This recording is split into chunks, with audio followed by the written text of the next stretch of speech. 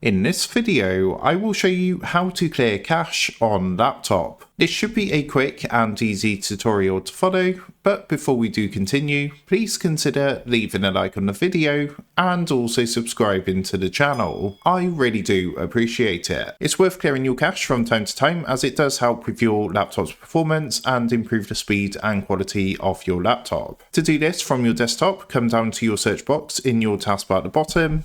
In here, type disk cleanup and then open up disk cleanup, which should now come up underneath best match. Now what that's going to do is open up a window like this. From here, what you want to do is tick every single box that you see on this list. Then what you want to do is click onto clean up system files. Now it's just going to take a minute or two to calculate. Once it's done that, it's going to load up the window again. Again, what you want to do is tick all the boxes from here. So this is actually going to delete all your temporary files and your cached files and things like that. So you just want to go through and make sure all the boxes are ticked. Once you've done that, just come down, click onto OK, and it's going to say, are you sure you want to permanently delete these files? Just click onto delete files, and once it has finished, then you would have successfully cleared the cache on your laptop. So that is how to clear cache on laptop. With that being said, I hope this quick tutorial did help you out today. And if this did help you out, I would really appreciate it if you was to consider dropping down below the video, leaving a like, and also subscribing to the channel. With that being said, I just want to take a minute to thank you guys for watching this quick tutorial, and I will see you in the next video.